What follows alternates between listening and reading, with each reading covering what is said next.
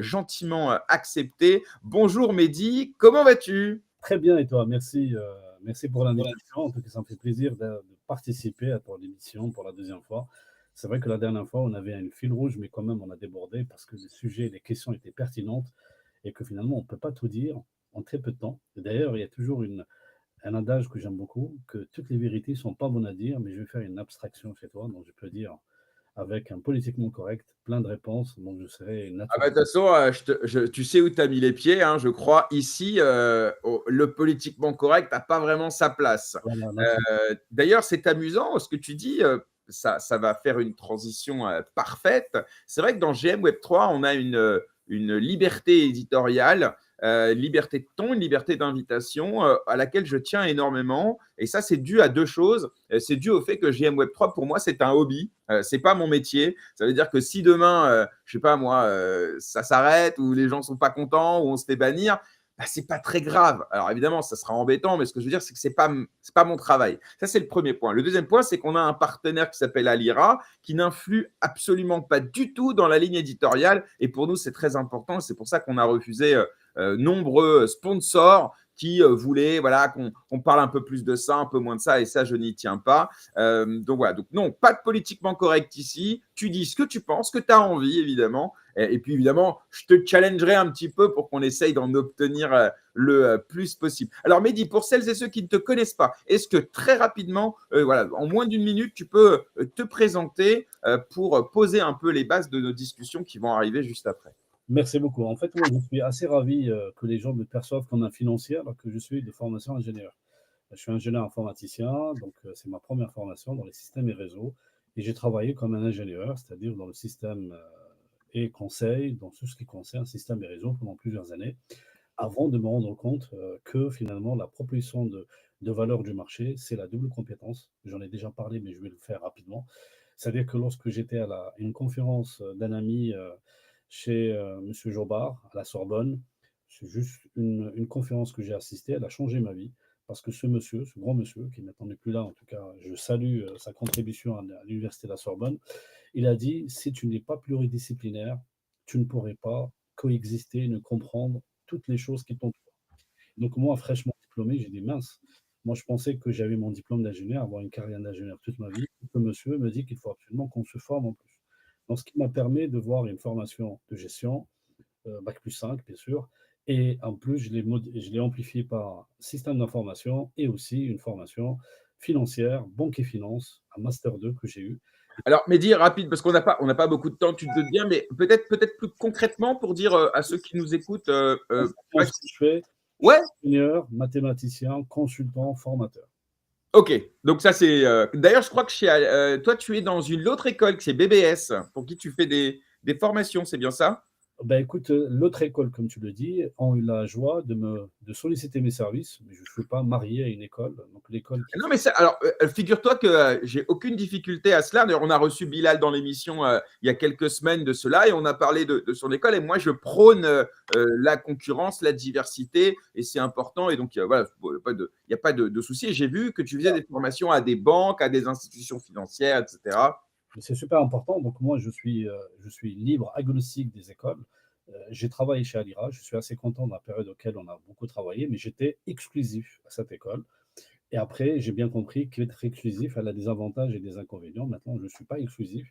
Donc, si un professionnel sollicite mes services, je le fais, bien entendu, dans l'estime et le respect de cahier de charge. Mais je ne suis pas salarié BBS avec tout l'estime et le respect de tous les cadres qui nous. Oui, oui, non, mais bien sûr. En tout cas voilà, je vois que tu fais des formations pour leur compte et puis aussi pour d'autres, et c'est très bien. De toute façon, la formation, c'est la base de l'éducation. Et ça, on en parlera, et de l'adoption d'ailleurs, on en parlera avec Marius tout à l'heure, puisque l'une des clés de la révolution Bitcoin au Salvador, ça a été justement l'éducation. Et en fait, cette clé, elle n'a pas été très bien activée. On y reviendra avec lui tout à l'heure. Alors, si tu veux, on a prévu quelques sujets. D'abord, on va parler un petit peu, et ça, c'est un sujet qui m'intéresse, depuis quelques mois maintenant, puisque j'avais organisé un tour de table il y a quelques mois de cela avec 5 intervenants autour de la blockchain dans les pays émergents. Depuis, je suis accompagné régulièrement de Cédric Nicolas, qui travaille notamment au Maghreb, que tu connais peut-être, qui a travaillé enfin, chez Edera et qui maintenant bosse dans des startups liées à l'écosystème crypto. Et puis, j'avais reçu aussi Fireblocks, qui, je ne sais plus son prénom, mais il bosse sur la région Maghreb, etc. Bref, c'est un sujet qui m'intéresse, l'impact que peut avoir la blockchain dans les pays émergents, et particulièrement l'Afrique, parce que c'est celui qui est le plus proche de nous. Dans ce contexte-là, je crois savoir que toi, tu es assez impliqué dans l'écosystème africain, et notamment à l'occasion d'un sommet qui a eu lieu très récemment, je crois que c'était au Maroc. Non, en fait, il y a plusieurs salons qui se font en Afrique. Il y avait des salons qui sont à l'initiative de l'Afrique du Sud, le Sénégal, le Maroc et l'Algérie. Donc, j'en ai participé à quelques-uns parce que j'ai trouvé que c'est une occasion de rencontrer des personnes. C'est pour ça que moi, et d'ailleurs, c'est assez intéressant que l'on parle des événements, parce que je rencontre des gens dans les salons, mais ils ne savent pas profiter des opportunités du salon. Moi, je l'ai connu, les salons, à l'époque d'Interop Compact, mais dans les années 90. C'est là où tu vas faire des leads commerciaux. Si tu vas dans un salon pour serrer des mains, ça ne sert à rien. Bien entendu, c'est intéressant. Le futur salon auquel je vais collaborer, c'est le salon ICT African Summit qui va se faire à Alger. Et en tout cas, il a comme vocation d'être un salon africain. Actuellement, il y a le GITEX. Malheureusement, pour des obligations professionnelles, je n'ai pas pu m'y rendre. J'étais invité. Le GITEX à Marrakech, qui est quand même assez grand, qui se fait à Marrakech actuellement, qui est dans l'IA, dans la blockchain et autres. Maintenant, revenons à ta question, pour être précis et concis. Il n'y a pas une Afrique, il y a des Afriques. Il n'y a pas un système monétaire, il y en a plusieurs. Et donc, la plupart des pays africains cherchent dans la blockchain une solution à des thématiques assez intéressantes, que ce soit comment fluidifier la justice, comment améliorer la relation des citoyens, comment on peut améliorer la relation avec les gouvernements, et en même temps, comment on peut améliorer l'accès au marché monétaire. Parce que l'Afrique, elle est en retard sur le marché monétaire, mais en tout cas, la blockchain peut offrir une possible accélération. Il y a d'autres pays africains qui veulent voir la blockchain uniquement comme une technologie, mais qui ne veulent pas voir le côté crypto. Parce que pour des raisons que j'ai dit la dernière fois, mais je peux le répéter, il y a des pays africains où le marché parallèle est assez énorme. Donc, un gouverneur ou un président ou un ministre des Finances aimerait bien d'abord structurer son marché économique et après, il pourra plus ou moins libérer la parole sur le marché des cryptos. Et Donc, comment tu divises cette Afrique? Est-ce qu'elle est divisée par rapport à l'histoire coloniale notamment, ou est-ce que c'est au niveau ethnique, culturel, linguistique, ou est-ce que c'est géographique? Tu saurais nous dire comment enfin pas tu découpes, mais comment se découpe l'Afrique du point de vue justement de l'accès aux nouvelles technologies? très intéressant comme question. Merci beaucoup de l'avoir posé. Bien entendu, tu as tout à fait raison. Il y a des pays africains qui n'ont pas eu le même colonisateur, la même culture. Il y a la Belgique, il y a la France, il y a aussi le Portugal, il y a l'Espagne. Il y a des pays aussi anglophones. Il y a des pays francophones, beaucoup de pays francophones en Afrique, mais il y a aussi beaucoup de pays anglophones. Il y a aussi le marché monétaire. Donc, c'est un millefeuille à plusieurs couches. Il y a des marchés monétaires. Il y a des pays sous le régime CFA, franc CFA. Il y a des pays qui ont des monnaies à eux. Et il y a des pays auxquels ils ont mis dans leur panel afin de pouvoir dévaluer leur monnaie sur le dollar et sur d'autres monnaies assez fixes. Donc, il y a des pays africains qui veulent se développer, mais qui n'ont pas la liberté, tous, d'avoir une politique monétaire. Et j'insiste dessus parce que l'aspect de connaître l'aspect monétaire est assez important avec nos amis maximalistes, parce que moi, je dis toujours, et on verra dans l'émission, que parfois ceux qui font du mal à la blockchain sont ceux qui sont convaincus par la blockchain. C'est fou, hein. Mais il y a beaucoup de personnes qui font des projets blockchain, qui font du tort sans qu'ils se rendent compte, et qui est en train de faire du tort à Ethereum en faisant des critiques ici et là. Et ça sera dans l'autre partie par laquelle on pourra. On y reviendra, ouais. Alors, pour revenir sur l'Afrique, justement, déjà, est-ce que tu pourrais nous dire, ça a commencé quand, à peu près, cette prise de conscience que la blockchain pouvait répondre à leurs problèmes? Et puis, on en est où, à ton avis, sur ce processus? Parce que ça va prendre évidemment des années avant que les problèmes soient réellement résolus, et peut-être aussi qu'ils appréhendent tout le potentiel que peut apporter la blockchain avec ce qui, en termes d'éducation, d'adoption dans la population, de compréhension des outils, etc. Donc, depuis combien de temps? Et à ton avis, on en est où dans le process? On est au tout début, ou est-ce qu'on arrive à quelque chose qu'on peut commencer à considérer de palpable? Je vais te surprendre. Il y a des pays africains qui sont très en avance dans les projets blockchain que l'Europe. Vraiment, c'est impressionnant. Il y en a même des pays africains qui ont testé le train finance avec le virement transfrontaliers avec des cryptos ou des stablecoins. Donc, Lesquels, si tu peux être précis, peut-être tu as des exemples je vous donne un exemple, il y a le Maroc qui a essayé une solution de paiement transfrontalier pour exporter le phosphate. Il y en a d'autres qui sont en train de tester. Bien entendu, lorsqu'une banque teste une solution, entre le moment où elle va expérimenter l'usage, tester la solution et communiquer, il se passe des années.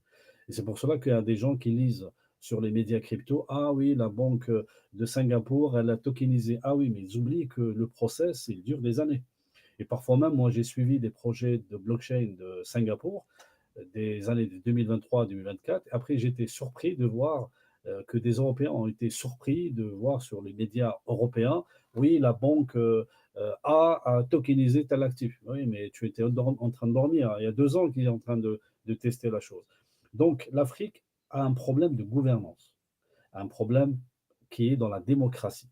Et si tu cherches une technologie, parce qu'eux ne voient pas la blockchain comme étant blockchain. Avant, dans les années 2016, 2017, 2018, lorsque tu mets blockchain dans un projet, le projet il a beaucoup plus de chances d'aboutir. Maintenant, ce n'est pas la blockchain qu'on cherche, c'est une solution.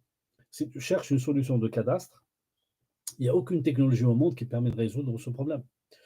La fluidité. Si tu veux, par exemple, résoudre le problème qu'on appelle ça des crises ou la traçabilité, on oublie la blockchain, il n'y a pas meilleure technologie qui permet de le faire. Donc les Africains sont devenus, déjà il ne faut pas oublier qu'il y a beaucoup de cadres africains qui se forment à Harvard, qui se forment en Angleterre, qui se forment en France. Hmm. On a l'impression que les Africains sont comme des années 60. Ce n'est pas vraiment le cas. On les rencontre à Paris, on échange avec eux et on voit qu'il y a des personnes qui ont eu des cursus élitistes, vraiment un petit peu importants. Maintenant, ce qui a fait la bascule, c'est un petit peu l'essence de ta question, c'est que les Africains veulent améliorer leur quotidien à leur niveau. Et pour améliorer le quotidien à leur niveau, ils sont en train d'expérimenter des projets blockchain sur la tokenisation, sur l'investissement. D'ailleurs, le talk que je fais après à 13 heures, ça permet de voir une entreprise dans l'énergie qui permet de dire à ses citoyens, aidez-nous pour nous développer. Mais comment? Ben, nous avons trouvé une solution qui permet que chaque personne pourra investir à sa juste valeur, d'une façon fiable, d'une façon traçable. Les gens n'ont pas besoin de connaître la technologie de la blockchain, mais en tout cas, ils savent Hmm. comment ça pourrait leur apporter au quotidien.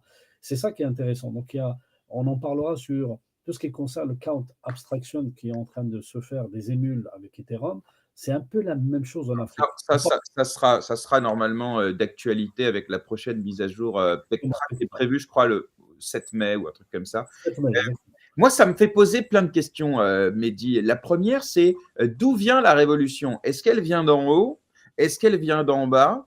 Et puis surtout, on a l'image réelle ou supposée que l'Afrique est un pays qui est assez corrompu. Est un pays, est un continent dans lequel la corruption, voilà, elle fait légion dans alors différentes strates de la société. Ma question, c'est la blockchain, c'est l'outil parfait anticorruption par définition. Quand même te corriger, si tu m'excuseras. Bien sûr, La corruption, c'est la seule chose au monde qui se fait à deux. qui se fait à deux. Ouais. Tu ne peux pas être corrompu tout seul. Donc la Oui, corruption se fait à deux. Il y a toujours un corrupteur et un corrompu. oui. Et dans la corruption à grande échelle, il y a toujours qu'on appelle ça le commerce international avec d'autres pays. Donc, quelque part, la plupart des pays corrompus, il y a toujours un État col blanc qui les aide à être corrompus. Bon, je fais On en est- tu as entièrement raison et juste merci pour cette précision. Et l'idée, c'est que ça ne veut pas dire que l'Afrique est c'est la seule région du monde qui est corrompue. Loin de là.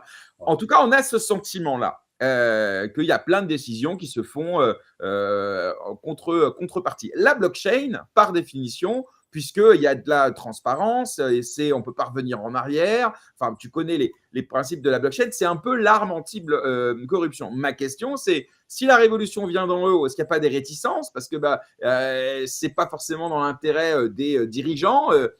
Et puis, si elle vient d'en bas, est-ce qu'ils ont les armes pour imposer justement ce nouveau paradigme? En fait, la réponse à ta question est la suivante. Lorsque quelqu'un accède au pouvoir comme ministre, qu'est-ce qu'il a envie? Il a envie qu'il offre la meilleure gouvernance possible. Pour offrir la meilleure gouvernance possible, il va s'attaquer au problème de l'hygiène, il va s'attaquer au problème de l'alimentation, il va essayer de fluidifier le business qui se fait dans son pays. Donc, quelque part, il y a des informations qui viennent d'en haut, dès lors qu'il est capable de le faire. Parce que parfois, les politiciens ne sont pas libres, africains. Ils sont pas... Est-ce que tu peux m'aider couper les notifications parce que ça fait un bruit assez sourd. Euh, mais alors, ce ministre, ce dirigeant, il a la volonté politique. Admettons qu'il est quelqu'un de bonne foi. Mais là, il va se heurter en fait au contre-pouvoir, au jeu économique, au lobby, à justement cette corruption, cette inertie. Quel est son levier pour imposer un outil aussi transparent qui va pas forcément faire des heureux en face. Est-ce qu'il y a ces rapports de force ou est-ce que je les imagine tout seul? Je vais te répondre. En fait, il y a une partie de la population qui sont en train de réfléchir à leur avenir, qui est en train de réfléchir comment ils peuvent améliorer leur épargne, comment ils peuvent moins subir la dévaluation d'une monnaie. Et donc, il y a pas mal de jeunes qui commencent à s'informer sur les vertus de la crypto. Ça, c'est d'un côté. De l'autre côté, il y en a quelques personnes du gouvernement ou même des banques publiques qui sont en train de chercher comment fonder et comment faire un marché monétaire. Et d'ailleurs, avec la proposition de valeur qu'on peut offrir avec les transactions, avec tout ce qui concerne les opérations bancaires par les stablecoins et autres, on peut créer un marché monétaire. Donc on a un mouvement des deux côtés. Dans certains pays, c'est d'en bas et d'en haut, et dans d'autres, c'est d'en bas sans forcément que d'en haut soit au courant, et dans d'autres, en haut, on veut imposer une direction, mais quelque part, on veut accompagner les efforts d'en bas. Donc quelque Hmm. part, on a de tout en Afrique. La, Comme j'ai la dernière fois que j'ai entendu parler d'une monnaie commune, d'un marché monétaire commun, ça nous ramène à Kadhafi. On sait comment ça s'est terminé. Je terminerai quand même par ça. Est-ce que les pays occidentaux qui pour certains ont la main mise quand même sur certaines économies, certains États, voire certains dirigeants, est-ce qu'ils ont plutôt tendance à accompagner ou au contraire à mettre des bâtons dans les roues parce que eux aussi, bah, ça va finalement un peu à l'encontre de leur mainmise sur les politiques africaines? Tu me fais une belle transition pour un autre sujet auquel je ne sais même pas ce que tu l'as mis dans l'ordre ou pas. En tout cas, dans ta question, il ne faut pas oublier que le dessin géopolitique, géostratégique africain, il a complètement changé. Avant, il y avait la dominance des pays européens, la France essentiellement. Maintenant, on a la dominance chinoise. Les Chinois sont beaucoup plus malins. Je ne sais pas, c'est pas un compliment que j'ai dit, hein, mais je vais développer mon propos. Ils viennent, ils inondent le marché avec des crédits. Ils disent à leurs homologues, nous, on ne veut pas vous imposer une ligne politique, on veut juste vous financer, mais vous nous ouvrez votre marché. Et que finalement, certains dirigeants africains en panne de liquidité, et que finalement, ils ne veulent pas se faire imposer une ligne directrice politique, vu que les Chinois disent, nous, on est neutre, on aimerait bien vous aider. Et donc, année après année, décennie après décennie, l'Afrique se dessine, et elle est en train de se voir la mainmise de la Chine. Donc, quelque part, le marché chinois, il a mis des tentacules en Afrique et que le marché européen, il est en train de perdre l'Afrique, à ma grande déception. Donc, l'Afrique, elle est en train de se tourner vers la Chine. Et d'ailleurs, le jeu de pouvoir stratégique américain, il y a beaucoup de gens qui ont pensé que l'ennemi américain, c'est l'ennemi terroriste islamiste ou l'ennemi russe. Et d'ailleurs, le retrait de l'Afghanistan a montré que l'ennemi des États-Unis, c'est la Chine, parce que c'est la deuxième puissance mondiale, et qu'il fallait absolument sortir de l'Afghanistan rapidement et faire, et je vais même te choquer, faire tout la barrière arabo-musulmane ou même perse contre le péril chinois, et que finalement Trump, lorsqu'il est arrivé au pouvoir, la première chose qu'il a pu faire, j'aimerais bien ramener Poutine dans mon camp, parce que moi, contre Poutine, pas de problème. Moi, contre la Chine, je peux, mais je ne peux pas. Et l'Amérique est consciente qu'elle ne peut pas lutter à une alliance russe-chinoise. Là, les États-Unis ne peuvent Je partage entièrement ton analyse. Je l'ai développée ailleurs. Et donc, sur ça, effectivement, on sera en total accord. Et pareil, effectivement, sur l'émergence de la Chine et son côté, j'allais dire, non idéologique. Je crois savoir qu'il plaît beaucoup à l'Afrique, qui ne souhaite pas avoir des personnes qui viennent leur faire la morale, mais des partenaires commerciaux. D'ailleurs, on se souvient d'un dirigeant africain qui, face à Macron, lui dit traitez-nous comme des partenaires commerciaux. Voilà. Et donc, ce que tu dis reflète effectivement ça et ça se sent là-dessus. Alors d'ailleurs, ça nous amène évidemment peut-être au sujet d'après. On va rester un peu sur l'Afrique et les nouvelles technologies. On a parlé de la blockchain.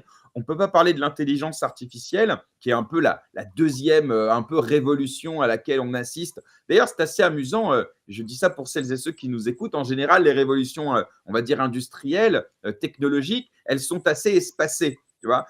Et là, on a blockchain et IA qui sont deux grosses révolutions à des stades de maturité différents tout de même, notamment en termes d'adoption. Mais pour autant, qui sont quand même très très proches. Et c'est pour ça qu'on a envie souvent, par simplisme, je trouve, de les rapprocher. Alors, on a envie que l'un soit lié à l'autre d'une manière ou d'une autre. Mais ça, c'est une aparté. Revenons sur le marché africain que tu connais bien. Donc, tu nous as parlé de la blockchain qui peut répondre à des réelles problématiques du quotidien ou même Je au vais niveau. te donner des exemples, hein. Par exemple, je suis en train, parce que j'en parle pas toujours des projets que je fais sur LinkedIn, je suis en train de suivre un projet agriculture, avec la moyen de pouvoir aider les agriculteurs à irriguer leurs terres. Et pour pouvoir le faire, on a un système qui est géré par la traçabilité et on utilise la blockchain. Et d'ailleurs, les centres de trouver les points d'eau. Et là, on a des mathématiciens qui ont essayé de faire un algorithme qui permet de quantifier, de s'adapter selon la pluviométrie. Donc, est-ce que la pluie, elle est dense ou pas? Comment elle est la nappe phréatique?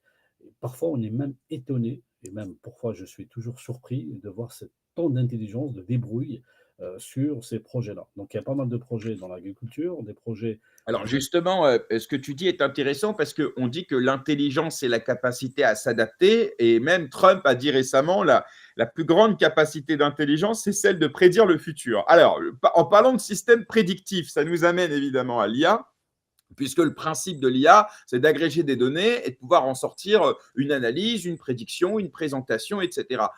Où en est, je te pose la question très vaste, comme ça tu as le temps de pouvoir développer ton propos, où en est l'Afrique sur le terrain de l'intelligence artificielle? Et je te laisse d'abord nuancer par le fait qu'il y a plusieurs Afriques. Maintenant, je pense que c'est clair pour tout le monde. Ok, très bien. En tout cas, pour l'intelligence artificielle, je tiens juste à mettre un préambule très important. Donc, lorsqu'on parle de l'Afrique, est-ce qu'on parle des Africains qui ont resté en Afrique? Ou est-ce qu'on parle des Africains qui sont expatriés? Ou est-ce qu'on parle des Africains diaspora qui sont en train d'avoir le lien avec les Afriques? Parce que la réponse n'est pas la même.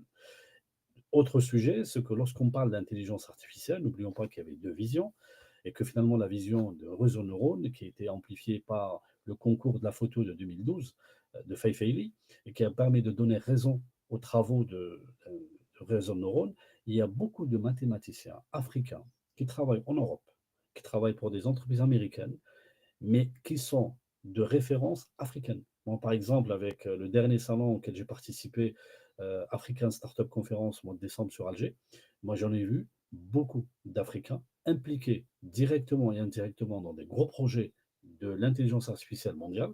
Et donc, quelque part, c'est très intéressant de le savoir. Il y a beaucoup de mathématiciens maghrébins qui travaillent dans des projets européens. Donc, lorsqu'on prend l'ethnie, c'est-à-dire lorsqu'on prend l'ethnie, là, on n'a pas du tout le même regard. C'est-à-dire, est-ce que par origine, tu es touché par l'intelligence artificielle ou est-ce que par choix intellectuel, tu es attiré? Donc moi, j'ai vu beaucoup d'Algériens, Marocains, Tunisiens, data scientists depuis des années, mais qui sont expatriés en Europe, mais en même temps, ils ont gardé le lien avec leur pays d'origine. Donc lorsqu'on fait un forum Afrique, tout le monde est le bienvenu, hein. Ce n'est pas pour les locaux, c'est pour tout le monde. Et donc on voit qu'il y a énormément de personnes qui interviennent dans des projets d'intelligence artificielle et qui contribuent, soit par leur propre boîte, soit par l'intermédiaire d'un projet qui travaille avec le Google, Microsoft, ou tout simplement qui travaille avec des choses. Et qu'est-ce qu'ils ont fait, les Chinois? Ils ont dit, déjà, il faut préciser qu'ils offrent des bourses d'études, ce que les Européens et les Français ne font pas. Donc, eux, ils offrent des études, donc quelque part pour pomper l'intelligence humaine. Pardon, juste pour être sûr d'avoir bien compris, donc le gouvernement chinois, le Parti communiste chinois, hein, c'est ça, donc offre des bourses à des étudiants africains pour Ouais. qu'ils aillent étudier en Chine. Oui, qui Ok. vient étudier en Chine, il y a des partenariats, même plus que ça, je veux même dire, il y a même des VC chinois qui disent à des entreprises européennes, si vous n'arrivez pas à lever des fonds, d'ailleurs la plus grande levée de fonds, je vais même te choquer, je pense que je vais te dire des choses que tu sais, hein, mais peut-être le public, la plus grande valeur levée de fonds des entreprises européennes et françaises, que je vois et que je consulte, j'accompagne et que je regarde, se font en Asie. Et d'ailleurs, ils sont en train de dire, si tu n'arrives pas à lever des fonds, nous, on te fait un lab et on peut t'offrir 1 million à 2 millions. Et d'ailleurs, le mindset asiatique, c'est que toutes les entreprises se font comme une collaboration de toutes les entreprises. C'est-à-dire, on va travailler tous ensemble pour essayer de t'aider à émerger. En Europe, on n'a pas ça, hein. On dit que le Web3, c'est la bienveillance, mais permets-moi de nuancer ce mot-là. Je ne l'ai pas vraiment trouvé. Et j'ai envie de dire, il y a beaucoup d'entreprises qui disent, je réussis si mon voisin coule. Alors que là-bas, c'est on réussit tous ensemble. Et c'est finalement pour cela que la plupart des entreprises européennes et françaises sont en train de se tourner vers l'Asie. Il y a des opérateurs qui les aident à le faire. C'est un cri d'alarme que je dis parce qu'il faut faire attention. Donc voilà. Donc il y a une bienveillance. Ce que tu dis, moi, me parle évidemment massivement. Il y a plein de sujets dans ce que tu as dit. Il y a cette diaspora africaine qui est soit née en France, soit a migré en France un peu à l'âge adolescent ou adulte, peu importe, et qui finalement garde quand même des racines importantes en Afrique et qui se dit que finalement, si je peux développer quelque chose pour mon pays d'origine ou d'origine de mes parents, eh bien, pourquoi pas. Et ça, d'un côté, je trouve ça un petit peu dommage que la France n'ait pas réussi à leur donner envie qu'ils développent la France, mais en même temps, on a les conséquences sans doute des choix qu'on fait. Et puis à côté, on a cette concurrence avec la Chine qui effectivement vient prendre, vient acheter, j'allais dire, mais c'est le jeu hein, de toute façon, cette histoire centenaire qu'entretenait l'Europe avec l'Afrique. Et là aussi, on a sans doute les conséquences des choix qu'on fait. Mais je comprends, sans faire de politique, les Chinois, pardon, les Africains, je parle dans son ensemble et assez vulgairement, tu me pardonneras, de se dire, voilà, nous, ce qu'on veut, c'est se développer sans qu'on nous fasse systématiquement la morale ou qu'on nous impose des normes et des mœurs qui ne sont pas forcément les nôtres. Et ça, c'est vrai que la Chine est vraisemblablement très pragmatique sur ce sujet. Et je crois que l'Amérique de Trump tend effectivement vers ça, à l'inverse des précédents gouvernements qui avaient tendance à importer la démocratie, si tu vois ce que je veux dire. J'ai une anecdote à te faire Bien faire. sûr. Ça va parler aussi au public. Lorsque tu as la possibilité d'avoir des pays qui te suivent sur le plan culturel, qui te suivent, qui développent la francophonie. Je vais te raconter une anecdote qui s'est répétée 3 fois. J'avais la chance d'être invité à des manifestations auprès du ministère régalien français de la Finance, auquel il y avait de très belles conférences qui ont été données. Il y avait des invités de stars qui ont été invités, mais c'était en anglais. Donc il y avait quelques Européens présents. Donc ils ont dit, lorsqu'on était en train de prendre l'apéritif et networker, ils ont dit, c'est eux, chez eux, dans un ministère régalien, ils parlent anglais. Pourquoi eux, ils nous en veulent si nous ne parlons pas anglais directement? Je te promets que c'est pas une fois, c'est plusieurs fois. On ne se rend pas compte des signaux faibles. Donc quelque part, lorsqu'on parle l'anglais, c'est important. Hier, j'étais au congrès avec Capital Venture, on a signé un partenariat avec Weiwei, et c'était des Chinois qui sont venus. C'était au 16e, c'était vraiment un cadre magnifique. Il y avait des Chinois qui parlent français, mais ils parlent chinois, et tu as un traducteur qui parle français. C'est comme ça. Nous respectons notre langue, et on peut plus ou moins te ramener un traducteur. Par contre, tu sais que moi, je suis officiel, je parle ma langue, et tu as le traducteur qui traduit ma pensée, et je trouvais ça assez exceptionnel. Donc, quelque part, est-ce qu'on me propose, comme une certaine schizophrénie, l'anglais comme étant langue des métiers, de la technologie, et en même temps, lorsqu'on a un attache avec la langue française, d'envoyer un signal faible assez dommageable pour que les pays africains basculent tous en anglais. Non, mais ça, je suis complètement d'accord. Et d'ailleurs, moi, je m'étais fait la remarque au moment où la Grande-Bretagne a quitté l'Europe, emportant avec elle le pays anglophone par excellence. Et finalement, le français, qui était la langue de l'Europe à l'origine, ne l'est pas redevenu. Ce qui démontre la mainmise, finalement, américaine, en vérité, sur l'Union européenne. Et on le voit aujourd'hui de façon flagrante. Mais c'est vrai que ça m'avait à l'époque, entre guillemets, alerté. Et je peux comprendre effectivement que les pays qui peut-être voyaient l'Europe comme une terre d'opportunités se disent que même elle n'est plus capable d'imposer son modèle, et notamment celui de la France qui, avec l'Allemagne, on peut dire, hein, a fait l'Europe même si on sait que c'est un peu plus compliqué que ça. En tout cas, si on revient un peu sur l'intelligence artificielle, parce que c'est vrai que voilà, très concrètement, tu saurais nous donner peut-être deux, trois exemples de use case, de cas d'usage dans lequel l'IA peut aider à développer le continent africain? Oui, bien sûr, je peux te donner plein, hein. Par exemple, si je prends un exemple, ça permet justement de détecter la fraude, aussi bien dans les transactions financières, parce que mine de rien, lorsque tu mets un channel et tu développes un agent, et ça te permet plus ou moins de l'automatiser, tu peux détecter la fraude avec un agent IA. Et d'ailleurs, j'aimerais bien faire un autre préambule, si tu peux me permettre. Avant, on incitait les gens à coder, et on appelle ça les programmeurs, que eux s'appelaient par la suite des développeurs. Et donc finalement, c'était une discipline assez intéressante culturellement. Maintenant, on est en train de voir que l'IA est en train d'effacer au fur et à mesure l'apport intellectuel des uns et des autres. Si moi, je peux faire mon graphisme tout seul, si je peux coder un site internet tout seul, si je peux faire quelque chose qui nécessitait un codeur, un programmeur, et en plus, j'ai une vision économique, en plus, j'ai une vision financière, et en plus, j'ai une vision stratégique, le développeur ne peut plus faire la part des choses. Maintenant, pour ton exemple, donc automatisé pour les banques, il y a un projet au Sénégal, il y a un projet que je suis en train de suivre au Niger, il y a un projet qui est en train de se faire en Algérie, et donc il est piloté avec l'IA. Deuxième chose, lorsqu'on va faciliter la digitalisation. Lorsqu'on veut faciliter la digitalisation, on peut utiliser l'IA pour mieux améliorer la relation des citoyens avec l'administration. Donc, on peut automatiser certaines choses avec l'IA. Troisième exemple, c'est comment on peut faire des recherches cliniques.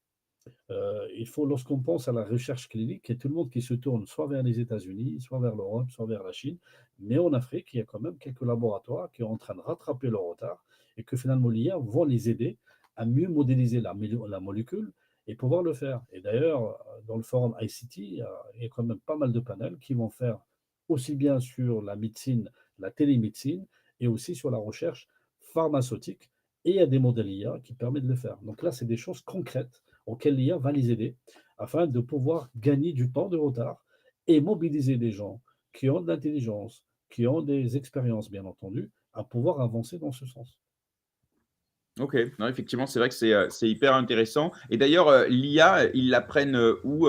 Dans des écoles, en Afrique? Est-ce que, ils partent, je sais pas, aux États-Unis, ou en Europe pour, l'apprendre et ensuite ils reviennent? C'est quoi le parcours, on va dire de formation? Et deuxième question, est-ce que ChatGPT, qui est vraiment le fer de lance de la révolution, IA, en tout cas auprès du grand public, hein, est-ce qu'elle a eu un impact aussi massif là-bas, qu'ici?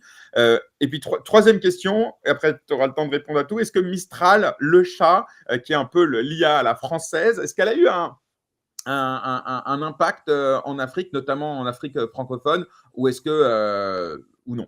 Voilà. Donc d'abord le parcours de formation, ChatGPT, et puis le chat qui est un peu notre IA souveraine, on va dire. En fait, il faut savoir que l'Afrique s'ouvre dans le monde avec l'intermédiaire de l'Internet. Donc tout ce qui est possible pour nous d'être accédé sur Internet, eux, ils le font. Donc la première vitrine qu'ils ont sur les formations, sur les MOOC, sur toutes les formations sur Internet, ils le font par ce biais-là. Et donc un Africain, peu importe où est-ce qu'il se retrouve, dès lors qu'il y a une connexion Internet, il a l'avantage d'avoir accès à cette bibliothèque mondiale et cette facilité de pouvoir le faire. Maintenant, pour la deuxième question, si je peux me permettre, ce n'est pas important que ta technologie est meilleure. Le plus important, c'est qu'elle est connue et qu'elle est utilisée et qu'elle est publicitée. Donc tu peux avoir, et d'ailleurs ça me fait penser, lorsqu'il y avait un standard dans les DVD entre Toshiba et Sony et d'autres constructeurs japonais, c'est pas la meilleure technologie qui s'est vendue, c'est la technologie qui a eu l'adoption. Donc quelque part Mistral, avec mon regret, il n'y a pas beaucoup de com sur le continent africain. Le continent africain, il est impacté par le number one, le number two, avec les challengers, avec DeepSeek. Donc il regarde là-dessus. Mais ça n'empêche que le modèle français, il a toutes ses chances. Simplement, il faut regarder vers l'Afrique. Il ne faut pas attendre que le public africain vienne à toi. Il faut que c'est toi qui vas développer des use cases, qui va développer des mots, qu'il faut absolument aller les voir. Il y a une grande différence entre lorsque tu as quelqu'un par Zoom, par Google Meet ou par autre moyen, et lorsque tu le vois dans un salon, tu t'assois, tu lui serres la main, tu discutes avec lui, tu fais des réunions avec lui, le contact humain fait toute la différence. Et maintenant, les gens, qu'est-ce qu'ils cherchent de l'IA? Qu'elle soit, qu'elle ne va pas toucher à la souveraineté des pays, parce que les Africains, ils ont compris que finalement, le modèle qui leur permet de populariser l'intelligence artificielle, il ne faut pas que ça touche leur la souveraineté. leur donner. Et là, on a deux mondes qui ne communiquent pas bien encore. Il faut que je sois sincère, qui ne communiquent pas bien. C'est le pouvoir politique et le pouvoir universitaire. Le jour où dans les universités africaines, il y aura un pont qui permet de se créer, là, il y aura un véritable Big Bang. Il y a des gens qui sont conscients de cela. Moi, je n'arrête pas de le dire là où je vais qu'il faut faire des ponts. C'est-à-dire que tu as en Europe des blockchains qui ont des labs qui s'articulent sur les chercheurs d'universités, Saclay, Polytechnique et autres, qui sont un petit peu partout dans le territoire français, Limoges, par laquelle j'ai une cousine qui est spécialiste en intelligence artificielle. Et en Afrique, on a un monde qui est complètement déconnecté du business. Et là, les Afriques, elles commencent à se rendre compte. Et je pense le jour où ils vont se rendre compte de la puissance des chercheurs, là, ça permet de faire un gap supplémentaire. Donc, pour Mistral, il faut qu'ils essayent de rentrer en Afrique, de proposer des modèles économiques, de proposer des use cases, afin que les Africains vont connaître l'avantage de Mistral par rapport aux autres. Sinon, elle restera un challenger. OK. Et donc alors, est-ce que tu vois, est-ce que tu sais si, comme nous, certains Africains utilisent ChatGPT tous les jours, ou est-ce qu'on n'en est pas encore là? Si, si, il y en a beaucoup qui ont. Ceux qui goûtent ne peuvent pas s'en passer. Surtout lorsque tu vas écrire une lettre de motivation en quelque temps, au lieu de faire 2 jours et demander des faveurs de cousins, là, tu peux le faire en quelques minutes. C'est pas tout le monde qui est au courant de l'accès, mais ceux qui sont en train de le tester, moi j'en ai vu des personnes qui utilisent Gamma, qui utilisent des agents, qui automatisent N8N ou Make sans aucun problème. D'ailleurs, lorsque je vois sur LinkedIn quelqu'un qui automatise quelque chose et qui va avoir 1000 likes, il y a beaucoup de mes amis africains, ils le font in the noise, quoi. Mais ils ne font même pas l'effort de le montrer. Donc, quelque part, il y en a beaucoup qui l'utilisent et qui le font vraiment bien. La seule différence, mon inquiétude, cher Jérémy, mon inquiétude, c'est que ça va empêcher les Africains de réfléchir par eux-mêmes. Ça va empêcher les Africains qui sont en train de faire des études de faire des mémoires. Parce que moi, je me rappelle, on apprend beaucoup plus avant, lorsqu'on faisait un mémoire. On fait des recherches documentaires, mais le fait de cliquer sur un bouton et de demander à ChatGPT de te faire 20, 30 pages en quelques minutes, c'est pas la même chose. Ouais, donc ça, mais ça c'est une critique, et une limite, qui n'est pas propre, évidemment, au continent africain. Mais, je vais te dire, si on doit parler de ça, on peut parler en réalité, de, la France qui n'a jamais aussi peu, lu, et les Français qui n'ont jamais aussi peu lu. On peut parler, du vocabulaire qui a jamais été aussi, faible. On peut parler de ces, heures passées sur les réseaux sociaux à s'abrutir face à des vidéos, pas forcément très intelligente. Et en vrai, cet abêtissement de la société, il est massif depuis au moins une vingtaine, voire une trentaine d'années. Est-ce qu'il est organisé? Ça, c'est un autre sujet. Mais l'IA, effectivement, je pense en tout cas, est un outil qui peut être intéressant parce que l'art de demander quelque chose pour obtenir un résultat, ça devient quelque chose d'intéressant. Mais il est vrai que dans le parcours universitaire, il va falloir sans doute se doter d'outils pour éviter le full IA, comme on a des outils qui permettent d'éviter le plagiat. Donc, la science peut répondre à la science, non? Oui et non. En fait, lorsque tu as des outils, comme tu le dis si bien, ça te permet d'être beaucoup plus incisif.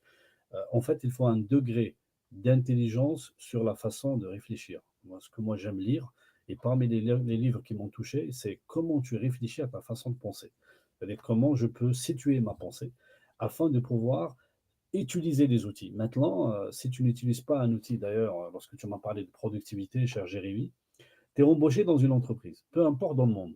Qu'est-ce que tu as? La première chose, il faut que tu assures les 90 jours. Si tu n'arrives pas à assurer les 90 jours, ben, tu seras licencié parce que tu es en période d'essai. Comment tu dois assurer les 90 jours? Il faut que tu sois efficace, ponctuel, mais aussi et surtout productif. Comment tu peux être productif? Le PDG ou le CEO, ou n'importe quel président d'une agence ou d'une entreprise va te comparer à tes collègues.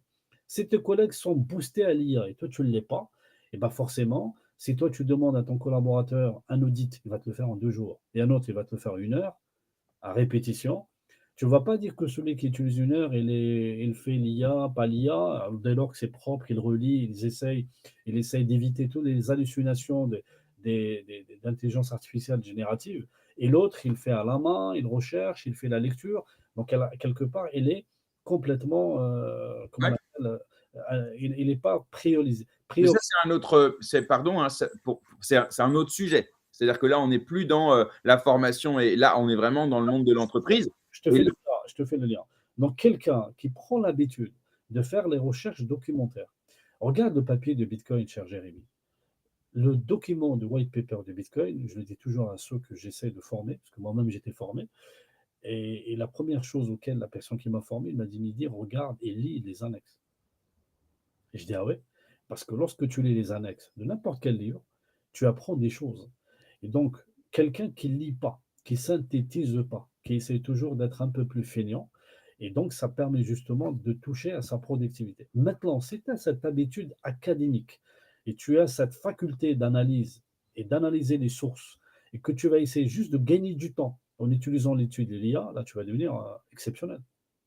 Ouais, et c'est là où, quand même, moi, je pense maintenant, je peux peut-être évoluer sur le sujet, mais aujourd'hui, j'en suis arrivé à penser qu'on ne sera pas remplacé par l'IA, mais on sera remplacé par ceux qui savent l'utiliser. Mais on arrive quand même au constat qu'il y a il y a un compromis à faire entre l'efficacité et, on va dire, le purisme. C'est-à-dire, est-ce que ce que je veux, c'est être efficace dans mon travail, dans tout ça, et peu importe si je ne le fais pas avec la beauté du geste, ou est-ce qu'au contraire, je veux mieux penser, mieux exécuter, etc. Et en vrai, si on en arrive à se dire que le travail, les études, c'est qu'une partie de notre vie qui nous permet de nous accomplir à côté, écoute, si l'IA peut nous permettre de faciliter cette partie de notre vie pour qu'on puisse accomplir le reste, je ne trouve pas ça complètement déconnant. Je ne sais pas ce que tu en penses. Oui, je suis tout à fait d'accord avec toi. N'oublions pas qu'on est lié à d'autres forces. Quelque part, il y a les personnes qui forment, il y a les personnes qui utilisent la formation, il y a ceux qui entreprennent, il y a ceux qui essaient plus ou moins de faire des lois qui permettent justement ce C'est que un écosystème où tout est lié et Mais- chacun a son rôle à prendre. Ouais. voilà. Donc, par exemple, si les personnes qui ont accès au pouvoir public, qui vont essayer de faire une narrative assez intéressante sur l'utilisation des stablecoins ou autres, et que finalement tu as quelqu'un de l'écosystème qui va flinguer la blockchain qui permet de le faire, et ça on en pourra en parler après, et là tu remarques bien que ce n'est pas tout à fait possible. Deuxième chose, Alors on y reviendra effectivement parce que je veux pas qu'on. une conscience politique et économique. Il faut avoir cette conscience. Tu ne peux pas lutter contre le système financier parce qu'on est très faible. Et il y a des personnes qui sont trop pressées. Et moi, je leur dis, soyez patients. Tu ne peux pas dire aux banques, allez vous faire voir, j'ai envie de vous désorber, j'ai envie de vous changer. Ce n'est pas possible. Donc, il faut aller avec son temps, il faut aller mollo. On peut convertir chaque banquier un à un. D'ailleurs, lorsqu'on a fait la formation à Delubac, j'étais assez impressionné de leur ouverture. Alors pour ceux qui connaissent pas, Dolubac, c'est une banque qui est très orientée crypto de base. Et en plus, ils ont formé des personnes qui ont le métier bancaire standard. Donc, lorsque tu vois les personnes qui ont, euh, pas tous, mais en tout cas quelques-uns, qui ont une vision fausse sur le Bitcoin, fausse sur tout ce qui concerne les moyens de paiement qu'on appelle cryptoactifs, parce que nous, on l'appelle crypto-monnaie, mais lorsque tu parles avec un banquier, c'est un cryptoactif. Mmh. Lorsque tu arrives à le convaincre, mais je t'assure, Jérémy, c'est une véritable victoire. Parce qu'à la fin, en fait, le but, c'est pas qu'il soit maximaliste à la fin de la formation, mais au moins il se dit, il y a ceci, il y a cela, ça peut Ouais, cohabiter. C'est ça le top. très clair. On va avancer si tu veux bien et on va parler justement d'Ethereum. Alors depuis le début de l'interview, de cet entretien, tu émailles un peu tes interventions avec l'histoire d'Ethereum. On dirait qu'il y a un vrai sujet en ce moment. Alors pour mettre un petit peu de contexte, hein, Ethereum depuis quelques années souffre d'un pricing qui n'est pas très bon. Et il y a plein de façons de l'expliquer, que ce soit le fait de la communauté, la gouvernance, le retard technique, la fragmentation de la liquidité par les layers 2, bref, plein de choses qui peuvent expliquer la situation d'Ethereum qui est un peu compliquée. Et dans ce contexte-là, à plusieurs reprises, dans cet entretien, tu nous as parlé de, en gros, voilà, le rôle de la communauté, du soutien sur justement un protocole qui était censé à la base quand même être un ordinateur universel sur lequel on pouvait développer toutes les applications décentralisées du monde. Quel est ton avis sur la situation d'Ethereum et peut-être est-ce que tu as une analyse sur les sources de ce désamour, entre guillemets, d'Ethereum par une partie de la communauté? Merci beaucoup. En fait, il y a beaucoup de gens qui me demandent, qui me disent oui, tu es dans la crypto, tu es dans le domaine blockchain, Web3. qu'est-ce que tu me conseilles pour investir? Et je leur dis, mais la blockchain ne se résume pas à un asset par lequel tu vas investir. Donc, il y a beaucoup de publics qui viennent et qui rentrent, il y en a beaucoup, qui sont rentrés dans le monde de la blockchain par le souci de spéculation, j'achète et je vends. D'accord? N'oublions pas que la révolution de la blockchain Ethereum, qui a introduit les smart contracts intelligentes, elle a fait vraiment un grand bouleversement. Et moi, je me rappelle, lorsqu'on était en train de se former et former les personnes avec nous, on avait le code d'Ethereum pas plus de 300 euros. Donc, et on a vu comment ça a augmenté, 400, 500, 600, etc. Et on avait vu l'émergence d'autres blockchains qui sont venus par la suite, qui ont dit, si Ethereum était la blockchain destinée pour la finance décentralisée, on a l'Ethereum killer. Donc, on a même des porteurs de projets qui voulaient faire la révolution numéro 2. Et donc, finalement, par exemple, moi, je me rappelle d'une narrative des années 2020, 2021, 2022, où il y avait beaucoup de personnes qui me disent je suis la blockchain killer d'Ethereum. Ouais, il y avait à l'époque, toutes les blockchains voulaient être les Ethereum killers. Killer. Solana, elle va porter la DeFi. Il y avait Avalanche, Polkadot, enfin, toutes ces blockchains qui, à l'époque, voulaient. Et lorsqu'on formait des gens, que j'étais chez Alira ou chez BBS ou autre, lorsque tu as un chef de projet avec des développeurs et tu lui poses une question au jury, tu dis pourquoi tu as choisi cette blockchain, c'est pas parce qu'on attend qu'il choisisse une blockchain parmi d'autres, mais tu as besoin qu'il développe son parcours afin qu'il connaisse un petit peu. Qu'est-ce qu'il te dit? Prix de gaz. Mais mince, tu vas pas choisir une blockchain parce que tu me dis prix de gaz. Alors que ton projet, tu vas interroger et mettre en point ta smart contract, mais pas forcément d'une façon récurrente. Par exemple, les diplômes traçables type traçable sur la blockchain, ce n'est pas une transaction que tu fais tout le temps. Donc, le frais de gaz n'est pas la solution la plus pertinente comme réponse, mais plus ou moins la sécurité, la scalabilité. Donc, tu as des personnes qui se forment à la blockchain et lorsqu'ils vont porter un projet, ils flinguent la blockchain Ethereum. Et en même temps, tu as des spéculateurs, tu as des financiers qui viennent d'un autre monde, qui n'est pas le monde de la finance décentralisée, et qui essaient de dire est-ce qu'il y a un coup à jouer avec les ETF Bitcoin, qui a porté beaucoup d'espérance et d'espoir avec BlackRock en mettant ce ETF, et que finalement l'ETF Bitcoin, pardon, Ethereum, tout le monde dise finalement on va faire le même coup. Donc il y en a quand même des baleines qui sont portées par le profit, la cupidité et rien d'autre. Lorsqu'ils ont vu que ça ne marchait pas, ils ont dit finalement Ethereum, c'est pas bon. Et comme tu le sais bien, si tu quittes une entreprise, ou si tu quittes un asset, tu n'as pas envie que l'asset que tu as quitté performe. C'est humain. Donc finalement, ceux qui ont acheté l'Ethereum et qui sont sortis sont les premiers à déverser leurs critiques par rapport à ça. Est-ce que la fondation Ethereum est coupable aussi? La réponse est oui. Parce que mine de rien, ils ont construit le Layer 1 le plus stable. Ils ne se sont pas souciés de la proposition de valeur, de se remettre en question.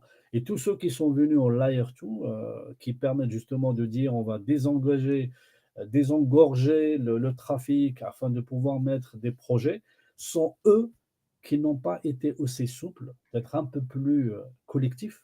D'ailleurs, moi j'aime bien les personnes d'Ethereum qui appellent toutes les personnes qui font les blockchains, la type Layer 2, de pouvoir être un peu plus collectifs afin de ne pas cracher dans la soupe. Et donc, moi, j'attends avec impatience les améliorations, parce que les EEP, c'est une amélioration qui vont être promises par la blockchain Ethereum. Et comme j'ai un recul de plusieurs années, et j'ai vu elle passer de 90, 300, 1000, on n'a pas formé, 1500. Et après, on est passé à un pic, on a flirté avec les 4000. Donc, moi, je n'ai pas la mémoire courte, et j'ai vu ce passage-là.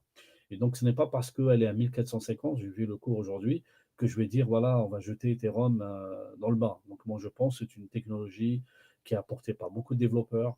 Il y a beaucoup de matière grise qui est dessus. Je pense qu'ils sont conscients de ceci. Donc, je suis assez impliqué de voir toutes les personnes qui sont en train de faire l'audit. Je suis très intéressé de voir qu'est-ce que le TCC avec Jérôme Détouchy qui va se faire à Cannes. Quelles sont les personnes qui vont assez développer de la réflexion. Alors, il faut quand même effectivement, il y a des points négatifs, il y a des points noirs autour d'Ethereum aujourd'hui. Malgré tout, ça reste aujourd'hui l'endroit dans lequel il y a plus de TVL. Et c'est ça qui fait la sécurité, c'est le pari que les gens font en déposant leur argent. Il faut aussi savoir que la plupart des Layer 2 qui ont le vent en poupe aujourd'hui, notamment Base, ils remontent leurs informations et ils les valident, ils les settle, pas comment on dit en français, mais sur Ethereum. Donc voilà. Et là, la prochaine mise à jour d'Ethereum va viser à augmenter le nombre de blobs pour augmenter effectivement la, Scalabilité de roll-up. voilà, la capacité et la quantité de données qu'on peut stocker de façon éphémère, et donc la scalabilité finalement, réduire le prix aussi des inscriptions. Bon, après, il y a aussi tout ce qui est lié à account abstraction, etc. Il y a plein de IP qui peuvent améliorer le réseau en tant que tel. En revanche, ça risque d'avoir un prix, un impact négatif sur le prix à court terme parce que ça va réduire encore les frais que payent les layers. Ça va, voilà, donc, ça va remonter moins de revenus sur Ethereum. Donc, à court terme, ça peut effectivement être pas intéressant au niveau prix, mais pour la structure du réseau et son adoption et son expérience utilisateur, et aussi la capacité à beaucoup plus de layers de venir justement se greffer à Ethereum. Ça peut être intéressant pour l'écosystème Ethereum dans son ensemble. Mais toi, tu restes optimiste à moyen long terme, en gros, encore aujourd'hui. Oui, je reste optimiste parce que tout simplement, il y a énormément d'intelligence humaine qui sont derrière le projet Ethereum, qui sont conscients de la problématique. Et en même temps, je pense qu'entre bienveillants, donc on n'essaye pas de saper ce qui a été fait. Et je pense qu'avec les porteurs de projets de l'AR2, il faut absolument qu'ils se parlent entre eux. Et moi, tu sais, lorsque je vais dans les événements et lorsque je rencontre des personnes, lorsqu'on pose une belle interrogation avec la personne, on a la bonne réponse. Lorsqu'on le prend en one-to-one, on leur dit quel est le projet que tu as apprécié? Comment tu as fait pour le réussir? Comment tu as eu des difficultés pour pivoter? Et là, on a des réponses assez intéressantes. Est-ce que ça t'intéresse que ta blockchain serait beaucoup plus mise en avant et que finalement, dans quelques temps, la blockchain phare, elle va couler? Est-ce que ça te ramène des anecdotes, des points noirs ou pas? Et donc, je pense que ceux qui ont mis et qui ont propulsé les Layer 2, ils sont maintenant conscients que ça ne sera plus possible de continuer. Moi, lorsque je vois la blockchain Solana qui est en train d'être mise en avant, tout simplement avec les projets Memcoin, je n'ai pas envie de froisser le public, mais moi, j'ai une phobie, j'ai pas une phobie, mais c'est entre la phobie et le mépris des Memcoin. Déjà, j'en achète pas. J'achète pas de Memcoin, ça m'intéresse pas. C'est des projets qui sont pour moi inintéressants sur la proposition de valeur. Il y a des gens qui me disent comment tu peux gagner ta vie. Moi, je préfère miser sur des projets et je peux faire un x2, x5, x10, x20, x100 sur un véritable projet que sur un même coin qui n'a aucun intérêt. Et là, c'est une question éthique, Jérémy. Quelqu'un qui, sur le plan éthique, il s'en fout, qu'il soit sur la finance traditionnelle ou sur la finance blockchain décentralisée, ce sera toujours le même. Ouais, je sais pas. Je pense que, honnêtement, je pense qu'on peut faire les deux sans remettre en cause son éthique. Mais encore une fois, il suffit de voir dans la vie réelle. Un investisseur peut aussi bien la journée décider de faire de la due diligence et investir dans des projets porteurs, et puis le soir aller s'amuser au casino. C'est pas pour autant que ça fait quelqu'un de mauvais. Je vais modérer mon propos, je vais nuancer. Et je vais même te dire quelque chose qui va compléter d'une 360 degrés. C'est un peu grâce aux investisseurs spéculateurs qu'on a donné de la valeur à la TVL. Donc, quelque part, on avait Ah, besoin. c'est que ça. La plupart de la TVL, elle est fondée sur une promesse future. Et puis, tu Voilà. sais, moi, si tu veux qu'on parle des meme coins rapidement, moi, je ne suis pas du tout un investisseur meme, parce que je suis nul, en fait. Pas parce que j'ai une éthique, mais parce que je suis nul et que je sais que je vais perdre mon argent. En revanche, il y a une chose est sûre, c'est que les meme coins, en tout cas sur Solana, mais pas seulement, ils ont eu au moins un bienfait. Même s'ils ont appauvri 99% des gens, un bienfait, c'est qu'ils ont éprouvé la blockchain. Et que pour le coup, à part les meme coins, en 2020, fin 2023 et tout 2024, il ne se passait rien en fait. Et donc, heureusement qu'il y avait ça pour faire en sorte de monter en pression, monter en niveau la blockchain Solana, faire en sorte qu'elle soit attaquée de partout par des millions de transactions venues de partout dans le monde. Et ça n'aurait pas été possible de le faire en laboratoire. Ils l'ont fait et on l'a vu lorsque le meme coin Trump, qui a été l'apothéose en termes de volume, s'est fait sur Solana. Tout s'est bien passé. Mais ça n'aurait sans doute pas été le cas si avant ça, il n'y avait pas eu des millions de meme coins à l'effigie de chiens ou de chats qui avaient voilà, éprouvé, testé la blockchain. Et donc ça, c'est la robustesse de la blockchain.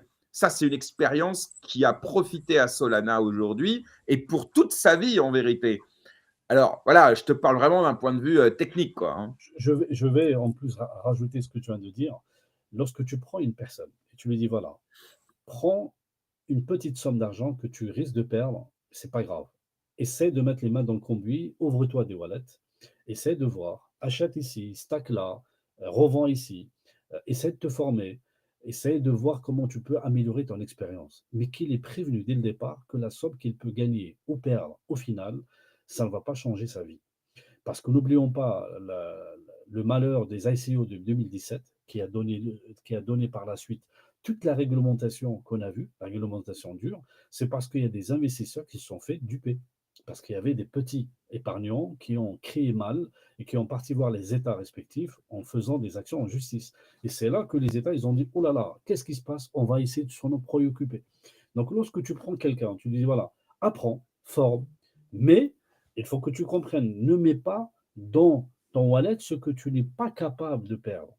Et là, il n'y a aucun problème Ouais, pour mais moi. après, tu vois, pour le coup, tu as raison, à court terme, et ce serait l'idéal, que tous les investisseurs soient formés sur les risques, etc. Maintenant, il y a une réalité, c'est l'incrémentation de l'adoption, que ce soit les ICO, que ce soit les NFT, que ce soit la DeFi, ou que ce soit là les meme coins ou les agents IA. Tous ces gens-là brassent des millions de personnes qui viennent l'appât du gain en réalité. La plupart vont perdre de l'argent, mais dans cette masse de millions d'utilisateurs dans le monde entier qui viennent sans doute pour les mauvaises raisons et certainement mal formés d'ailleurs. Mais parmi ces gens-là, il y a des personnes qui ne seraient pas venues pour la beauté de la tech, pour un projet ultra porteur avec une ambition à 10 ans.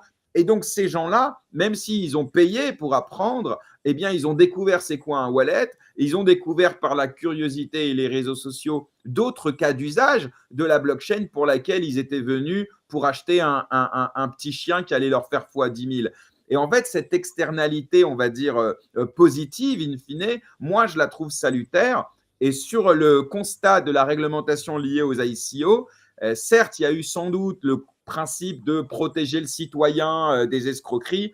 Je serais un peu plus cynique en me disant que je pense que la réglementation, notamment la loi Pacte, visait davantage à lutter contre l'évasion fiscale et potentiellement le financement du terrorisme. Rappelle-toi du contexte à l'époque, réel ou supposé, puisqu'en fait, les cryptos ont très peu financé à l'époque le terrorisme, mais peu importe. Donc, plus pour des raisons d'évasion fiscale et de contrôle des flux financiers, plutôt que de protéger le si. Moi, je ne tombe pas en tout cas, voilà, je n'y crois pas à cette narrative de dire on protège le citoyen contre lui-même. Mais bon, ça, c'est politique et c'est mon avis. Hein. Jérémy, le rôle d'un État, c'est être régalien et de protéger les faibles. C'est son rôle. Il faut qu'il se débrouille pour faire des lois, pour protéger les faibles. Maintenant, revenons à ce que tu viens de dire, auquel je Entre le rôle, on va dire qu'on peut lui donner philosophiquement, ouais. et le rôle qu'il se donne, c'est-à-dire en réalité de contrôler, on le voit avec l'Europe, d'ailleurs c'est le sujet suivant, CBDC contre stablecoin. Tu vas pas me dire que les CBDC, c'est une stratégie dont a fait le choix l'Union européenne pour protéger ses citoyens contre la mainmise des intérêts américains comme on essaye de nous le vendre. Tu crois à ça, toi? C'est un sujet assez complexe, mais je vais répondre en deux temps. Euh, lorsqu'on avait. Attends, j'ai coupé les trucs. Non, c'est pas moi. Bon, voilà. Lorsque, lorsqu'on voulait que des entreprises s'initient à la blockchain, moi j'étais parmi ceux qui popularisaient la blockchain as a service, qui est vraiment moins noble que la blockchain publique. Parce que j'avais envie, c'est mon expérience commerciale qui me le disait, j'avais envie de voir à moyen et long terme l'adoption. Lorsque tu vas voir une entreprise et tu dis voilà, essaye la blockchain as a service, c'est-à-dire que tu n'as pas besoin de développeurs, tu n'as pas besoin de personnes qui vont maintenir le réseau, tu as juste besoin de répondre à ton problème avec une solution blockchain. Une fois que tu goûtes, forcément, tu as beaucoup plus de facilité de le convertir avec une blockchain publique. Je ferme la parenthèse pour cette préambule. Maintenant, ce que la Banque centrale européenne aimerait bien faire, avec l'euro numérique qui est en train de se profiler, d'ailleurs avec l'association auquel je suis membre et de GT Crypto, avec Michel Kazaka, on va inviter un board le 15 mai. Ça sera très intéressant d'avenir. Donc, je lance, on va faire des communications sur LinkedIn. C'est vraiment un événement extraordinaire. On va inviter une personne de la BCE pour parler de l'euro numérique. Si tu ne côtoies pas ceux qui le font, tu ne peux pas comprendre ce qui est dans sa tête, quels sont les véritables enjeux, où est-ce qu'ils vont venir. Bien entendu, je comprends que l'euro numérique, il faut être un peu schizophrène des fois, Jérémy. Il y a des associations où je suis 99% stablecoin, dans d'autres, je suis en train d'écouter les arguments de la partie adverse pour pouvoir la digérer, la comprendre et mieux répondre. Donc l'euro numérique aimerait bien avoir une version qui permet de distiller, de moderniser le moyen de paiement, parce que mine de rien, Jérémy, il y a des personnes qui sont convaincues. C'est fou, hein? Il y a des personnes qui sont convaincues, mais vraiment sincères et convaincues. Lorsque tu parles avec eux, ils te disent, nous, on veut moderniser le moyen de paiement, on veut répondre à la souveraineté. Eux, ils ne voient pas le côté, parce que n'oublions pas, lorsqu'on parle avec des banquiers, c'est des carriéristes. Il a sa carrière, il a son grand salaire, il voit les choses en bloc. Et donc, il voit la sécurisation, la souveraineté de la Banque centrale européenne. Il va voir comment on peut booster la consommation. Ça permet d'avoir l'interopérabilité avec tout ce qui concerne les autres moyens et systèmes financiers. Comment on pourrait fluidifier les monnaies numériques avec le digital, le yuan digital en Chine qui est en train de se construire et c'est une menace qui peut venir de la Chine. Comment on peut réguler la politique monétaire. Et de l'autre côté, tu as nos amis qui sont du Web3, qui sont un fervent défenseur de stablecoin, mais qui ont une culture quasi inexistante de la monnaie. Politique monétaire, Wello.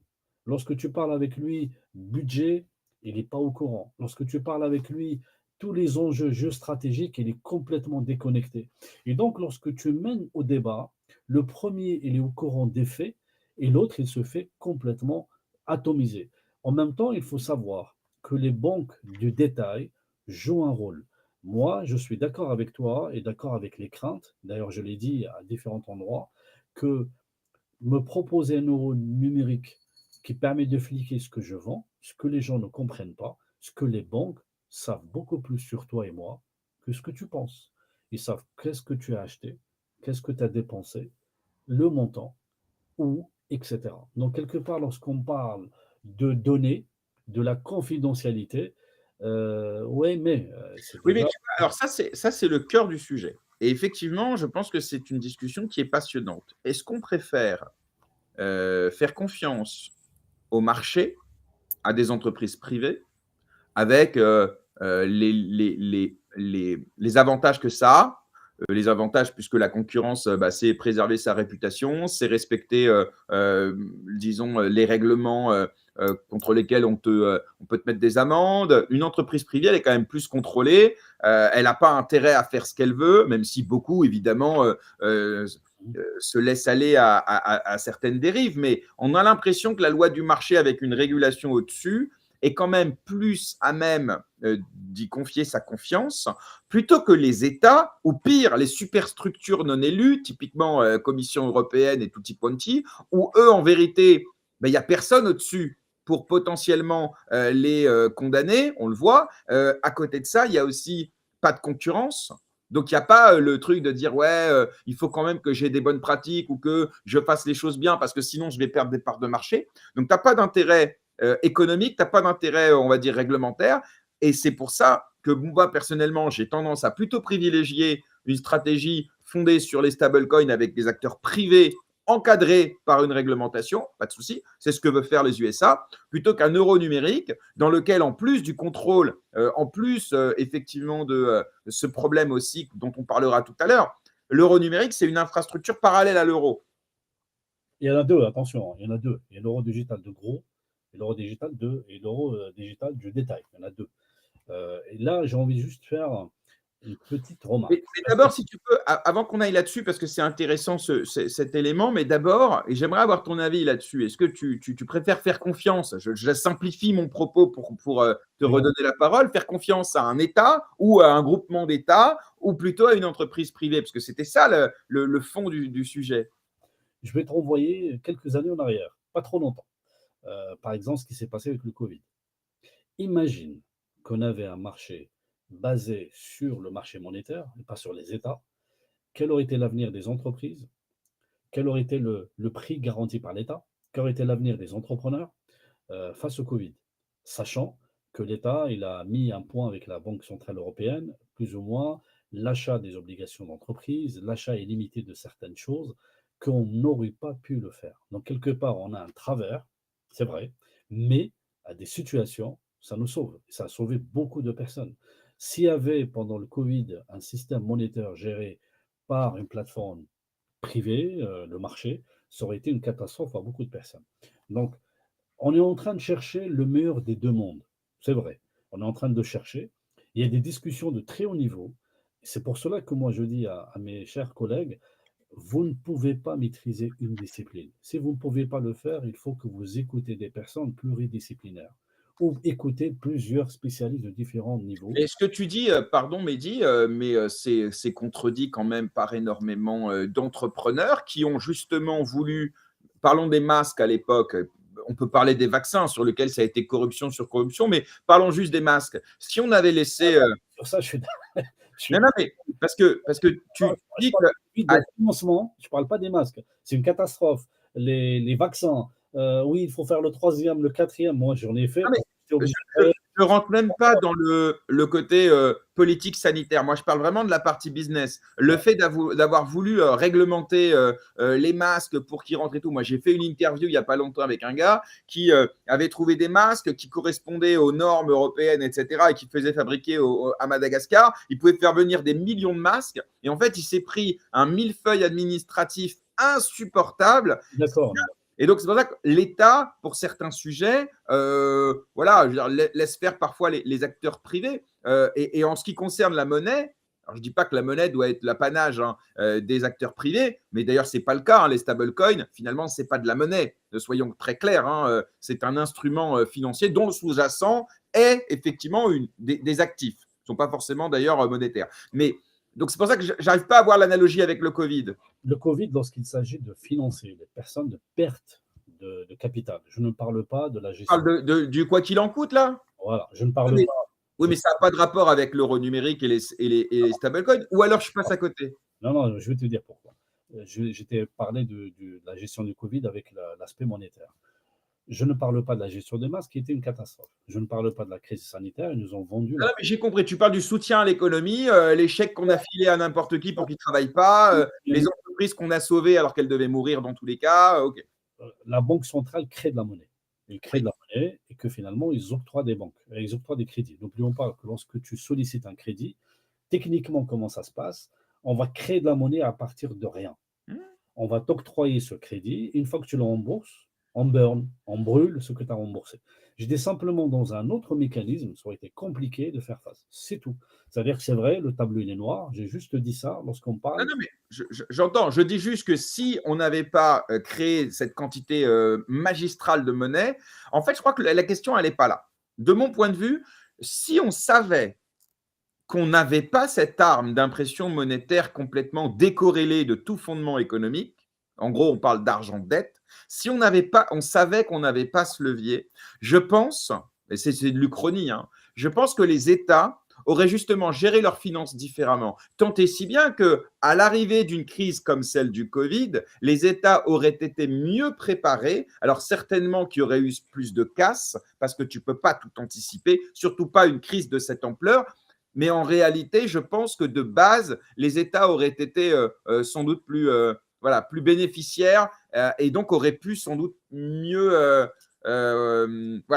gérer la crise. Donc, je pense que c'est trop facile de dire sans l'impression monétaire, ça aurait été la crise. Mais comme on savait qu'on avait cette arme-là, déjà depuis 2008, on n'a pas attendu le Covid pour créer massivement de la monnaie. Je pense que les États se sont un peu reposés et continuent aujourd'hui. On voit le ministre de l'économie qui dit on est en dette, donc on ne va pas augmenter les impôts. Mais peut-être que si. Mais tu vois bien que c'est des banques. En fait, là où je te rejoins, en même temps, je nuance un peu.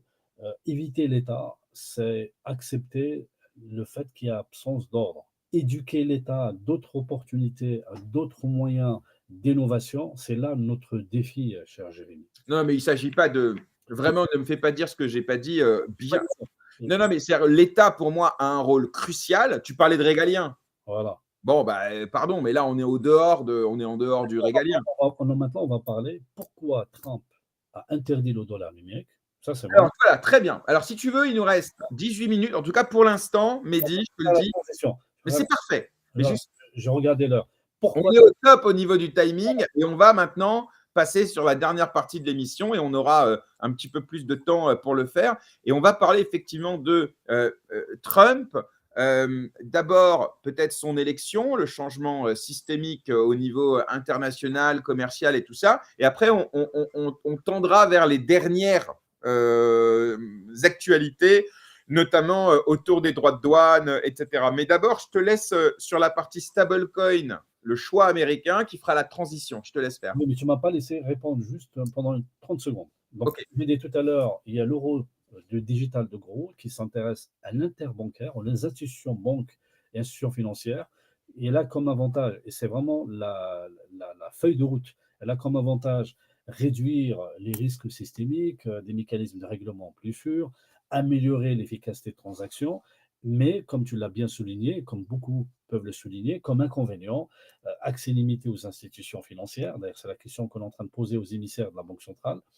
Il n'y a pas d'incidence directe sur le quotidien des consommateurs. C'est pour ça qu'on a l'euro digital de détail. C'est là où ça frise l'inquiétude, ce qui est conçu pour le grand public. Ça permet de remplacer partiellement le cash. C'est accessible pour tous. Ça permet, selon eux, je suis en train de m'interroger, je ne te cache pas, et je suis assez très demandeur de toutes les réunions, de toutes les commissions, de toutes les interactions avec ceux qui sont en train de publiciter cela. Ça permet de répondre à l'inclusion financière, ça permet de garantir l'instrument de paiement, et tu as tout à fait raison, on est fliqué, on peut renoncer à la souveraineté monétaire, on peut avoir des choses, tout ce qui concerne la stabilité du système bancaire. Donc tout ça, tout ce package, monnaie numérique du gros, monnaie numérique du détail, ça avance comme un train. Donc, la BCE est en train d'accélérer sa communication. Moi, j'invite tous ceux qui aiment ou qui n'aiment pas, écoutez, renseignez-vous, posez les questions, essayez de vous intéresser. Ça vous permet de dire, vous avez raison quand vous avez raison, vous avez tort quand vous avez tort. Maintenant, à la dernière partie de notre entretien, Trump est venu élu des États-Unis. Il était là avec son expérience d'entrepreneur. Donc moi, lorsque j'ai lu sa bibliographie, on apprend plein de choses. Ceux qui pensent qu'il est nul, qu'il n'est pas intelligent, se trompent. Ceux qui lui prêtent une intelligence infinie, il faut qu'il modère un peu. C'est un homme qui a réussi sa vie, il a eu un coup de pouce familial pour être entrepreneur, mais il s'est rendu compte qu'il ne peut pas tout faire en matière de business partout. Il l'a remarqué avec les droits de douane au Japon. Donc il s'est dit, finalement, ces droits de douane, ça l'a marqué et ça l'a vraiment touché et ça permet justement de ficeler comment un État peut se défendre avec les droits de douane. D'ailleurs, maintenant, la Chine, tu n'as pas accès aux appels d'air, appels d'offres, etc.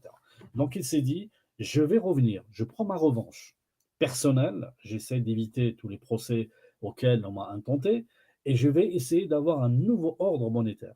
Mais il sait très bien que le dollar numérique risque de tuer le dollar tout court. Donc, une fois qu'il tue le dollar tout court, c'est pas bon pour lui. Et en même temps, comme c'est un businessman, et je ne veux pas l'empêcher de l'être, il s'est dit, mais finalement, avec la crypto, avec tout ce que concerne ses moyens, et d'ailleurs, Jérémy, ceux qui ont voté pour lui ont plus de 25% pro-crypto.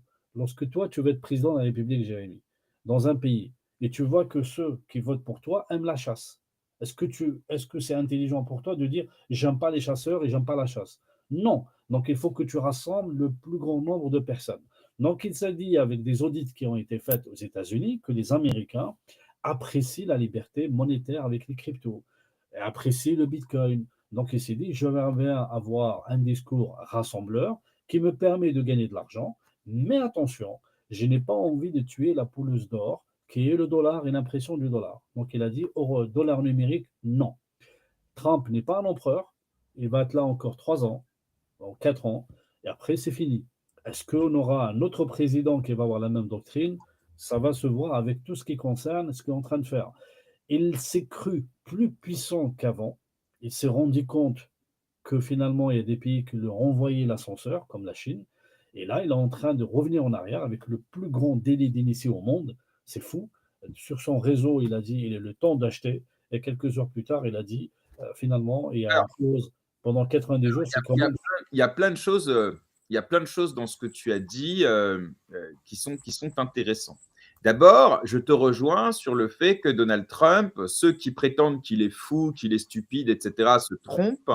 Je pense que psychiatriser un adversaire, c'est un procédé trop simpliste pour que ça ait sa place dans un débat argumenté. Et trouver qu'il est bête, c'est s'estimer plus intelligent que lui. Et souvent, ceux qui formulent cette accusation n'ont pas démontré leur supériorité d'intelligence.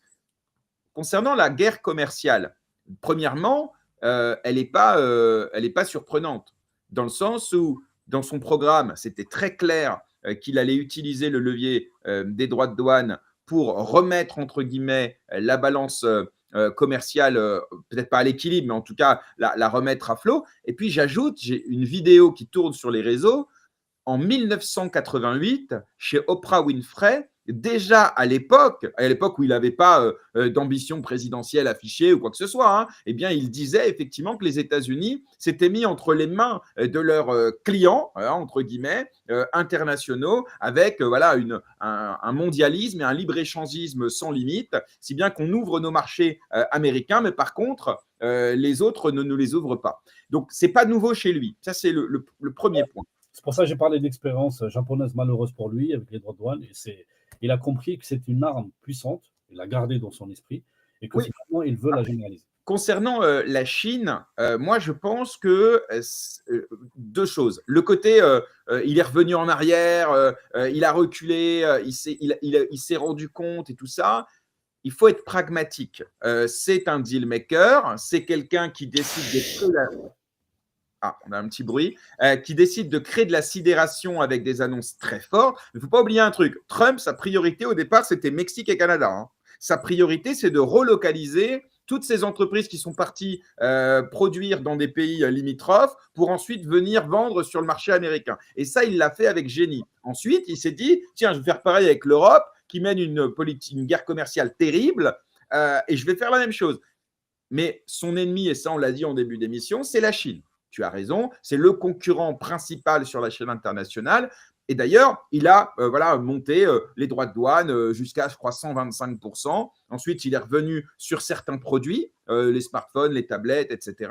Parce que son intérêt, c'est deux choses de mon point de vue. C'est mener cette guerre commerciale et ce bras de fer, mais c'est quand même préserver les Américains et surtout sa cote de popularité. Pourquoi ? Parce que dans 2 ans, quand tu disais il a 4 ans, en vérité, dans 2 ans, il y a les mi-termes et que s'il veut maintenir sa majorité dans les 2 chambres et à la Cour suprême, il a intérêt de continuer d'avoir une bonne popularité. Le troisième élément, c'est le délit d'initié. Alors, pareil, délit d'initié, le problème, c'est que ça, c'est un crime. Et donc, dire que c'est un délit d'initié veut dire que c'est passible de condamnation. La réalité, c'est que même ses opposants disent ce qu'il a fait au niveau éthique, c'est peut-être pas ouf, mais au niveau légal, on ne peut rien lui dire. Pourquoi ? Aux États-Unis, tu as le droit de dire acheter, vendre. Il n'y a pas de problème. Un délit d'initié, c'est pas ça. Un délit d'initié, c'est en privé, utiliser une information pour son intérêt. Là, c'est pas en privé, puisqu'il a dévoilé devant le monde entier sur un réseau public, public, et qu'effectivement, qui allait avoir une annonce plutôt favorable au marché. Je ne suis pas d'accord, Jérémy. Alors, j'aimerais bien en discuter avec toi. Je ne suis pas du tout d'accord là-dessus, parce que tout ce que tu as dit, je suis d'accord, mais là, sur la fin, je ne suis pas d'accord. Imagine, on est amis tous les deux de Trump. On est tous les deux amis avec lui.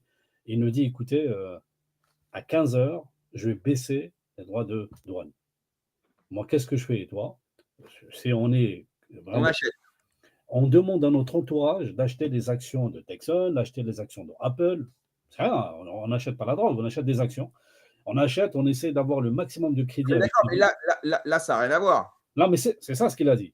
Et il nous dit, dans 3 heures, je vais annoncer que je vais faire Il n'a pas dit en privé, il l'a dit sur un réseau public, on ne peut plus public, qui a été diffusé dans le monde entier. Donc, ce n'est pas privé. Alors, il a dit, c'est le moment d'acheter. Mais il ne l'a pas annoncé. Le délit d'initié, c'est que tu es au courant d'une information que quelque chose va se passer. Non, mais encore une fois, évidemment qu'il est au courant, c'est lui qui va le décider. Par contre, quand il l'annonce, il ne l'annonce pas en privé, il l'annonce en public. D'ailleurs, les gens qui vont essayer de le faire, moi, je ne suis pas contre Trump. Non, mais je sais, mais là, en l'occurrence, c'est comme s'il faisait quand tu fais un post sur Twitter ou sur X, c'est comme si tu faisais un communiqué de presse en 2025, les copains. Mais tu as le pouvoir numéro 1 dans le monde. C'est toi qui décides. Et lorsque tu dis acheter et que finalement, quelques heures après, tu annonces une décision qui fait que le marché monte en flèche, ouais. C'est ça le truc, la manipulation de cours. en tout cas, sur le message qu'il poste sur son réseau social. Ah, lui, il va pas acheter lui-même, il est pas aussi stupide. Mais encore une fois, délit d'initié, c'est partager une information en privé. Là, il la partage en public, donc j'arrive pas à avoir la qualification. Après que certains, dans son entourage, aient eu l'information avant même qu'elle soit publiée sur son réseau social, là, il va falloir une enquête, démontrer, etc. Président, Jérémy, le président ne va pas annoncer une décision, parce que quand même, il était entouré par le représentant de la banque, la Fed, le Non, représentant. mais éthiquement, c'est contestable, évidemment. Surtout, c'est pas dans notre mentalité. Il n'a pas Voilà. agi seul, il n'a pas agi seul, et il a dit, on va faire ça dans quelle période, dans quel timing. Donc, il y a des gens qui sont au courant. Il n'est pas fou, il ne va pas se brosser les dents en disant, oui, je baisse, je fais une pause, je ne fais pas une pause. Il n'est pas tout seul. Donc, quelque part, lorsqu'il a fait la décision de faire une pause, au moment où tout le monde s'arrache la tête et demande de rendez-vous, comme il a dit, vous me léchez le derrière. Oui, bien sûr. Tout le monde était en panique, Oui. parce que pour lui, c'est fini. C'est soit tu négocies, soit tu es perdu. Et hop, on fait une pause. C'est Ouais. ça le truc. Et tu sais que c'est pas. Enfin, encore une fois, j'essaie de me mettre dans la peau du bonhomme et de pas, encore une fois, tomber dans une binarité de gentil ou méchant. La réalité, c'est que premièrement, le fait de prendre une position très ferme et ensuite revenir dessus, ensuite faire une pause, etc. Enfin, les copains, c'est pas la première fois. Il a fait la même chose avec le Canada, avec le Mexique. C'est la technique Trump. On la connaît. Il vient, il impose 25 ou 50% sur les réseaux. Ensuite, il y a une discussion par téléphone et après, il dit on fait une pause de 30 jours.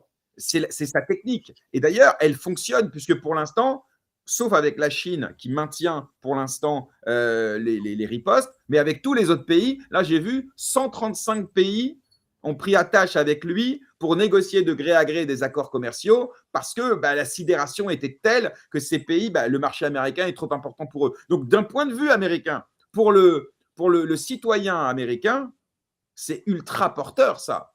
Sans compter toutes les relocalisations, les cartes God, là, il en a vendu 1000 à 5 millions de dollars chacune. Ça fait 5 milliards comme ça en une semaine. Hein. Mais tout ça, d'un point de vue, encore une fois, américain et pour son opinion publique et pour même l'intérêt des États-Unis, en vrai, ça marche bien. Ça fait 3 mois. Moi, je trouve que c'est. Là, je vois, tu es très enthousiaste pour Trump. Non, mais dis-moi si je me trompe, mais factuellement. Actuellement, moi, je pense que la plus grande chose que tu peux bâtir avec beaucoup de temps, c'est la confiance. Et lorsque tu la perds. Ouais, c'est là où on ne sera pas d'accord. J'entends ce que tu dis. Ouais. Mais ça, j'en prends, cet argument, on me l'oppose souvent en disant il a perdu la confiance de ses partenaires. Pour moi, mais je peux me tromper, hein, Oui. je pense que la confiance, c'est du baratin. La réalité, c'est que ce sont les rapports de force. Et la preuve, si tu n'as pas confiance dans les États-Unis parce qu'il peut y avoir une instabilité ou autre, il y a une réalité. C'est que si tu as intérêt à commercer avec eux, tu as intérêt à faire un deal. Et on voit Ursula von der Leyen qui dit oui, on va riposter et tout ça, et 2 minutes après, ok, on veut 0 droit de douane réciproque sur les produits industriels. Tu sais pourquoi? Mais parce qu'elle est allemande et qu'elle défend l'industrie allemande, tout simplement. C'est ça, parce que mine de rien, lorsqu'elle parle, il faut absolument qu'elle parle au nom de tous les pays européens. Ce que mine de rien, les Européens, auxquels on en habite, on est en Europe quand même, on s'est rendu compte du jour au lendemain que l'allié, le protecteur, le grand frère, le plus puissant au monde, qui permet auquel elle vous fait des économies sur le plan de défense, et vous dit stop la récréation. C'est fini, on ne peut pas tout faire. Maintenant, moi, ce qui m'intéresse, c'est sur la projection économique. Sur la projection économique, je vais te dire, voilà ce qui se passe. Ce que Trump, ce n'est pas mon analyse à moi tout seul, hein, ce que les États-Unis n'ont pas la même puissance d'influence partout. Déjà, ils ont perdu les dernières guerres. Afghanistan, c'est une perte. En Irak aussi, ils ont perdu des guerres. Ils n'ont pas le pouvoir d'avoir le contrôle sur tout ce qui se passe dans le monde. Ils n'ont pas la faculté justement d'imposer. Moi, il y a une information. Pardon, Mehdi, est-ce que c'est toujours le voit depuis Obama, c'est pas de Trump, hein, que les États-Unis ont envie de se désengager. Je termine ma phrase. C'est pas lui qui a dit que j'aimerais bien que les États-Unis soient le maître du monde, mais il ne peut plus imposer aux États-Unis. Moi, par exemple, l'information d'hier, lorsque je vois que la Chine se rapproche du Vietnam, permets-moi de te dire que la Chine, elle a fait un coup, mais magistral. Lorsque la Chine vient en France en disant nous, on ne va pas perturber les relations commerciales et que vous pouvez compter sur nous, mais c'est un coup poker, mais terrible. Lorsqu'on voit que ceux qu'on essaie plus ou moins de fuir parce qu'il n'y a pas de démocratie, il n'y a rien. Eux, ils te disent, chez nous, on a des accords stables. C'est ça qu'est en train de... N'oublions pas, dans les années 90, on ne savait pas ce qu'on parle. Mondialisation, je regarde l'heure, hein. La mondialisation ou la globalisation. On essaie toujours de dire la mondialisation. On a un président qui pense aux États-Unis. D'ailleurs, je ne sais pas si tu as vu la photo de la casquette Make America Great Again et avec l'affiche Made in China. Donc, il faut voir que les entreprises américaines ne peuvent pas se relocaliser tout de suite. Les États-Unis ont besoin des obligations achetées par la Chine. Les Chinois ne peuvent pas réagir. Ils peuvent absolument perdre beaucoup de plumes, mais dans leur confrontation, ils ne sont pas aussi fiables qu'on l'entend. Ah non, Maintenant, mais l'économie chinoise ne va pas très bien. Et la concurrence avec d'autres pays, avec un coût du travail, leur ont fait perdre pas mal de parts de marché aussi. Donc, l'État chinois n'est pas si puissant que certains veulent le prétendre, mais pour autant, il est loin d'être faible. Et la preuve aujourd'hui, c'est le seul à être en mesure de. l'avantage pour nous qui pro-crypto, pro-Bitcoin, c'est que si cette guerre continue, les Asiatiques, avec la dévaluation du yen, vont se racheter, rabasculer sur le Bitcoin. Et donc, le cours du Bitcoin, il a un avenir vraiment intéressant. Alors, sur ça, on se mettra d'accord là-dessus. Alors, moi, je ne parle pas de prix, mais en tout cas, une chose est sûre. Non, mais le prix est le reflet de ce que tu dis.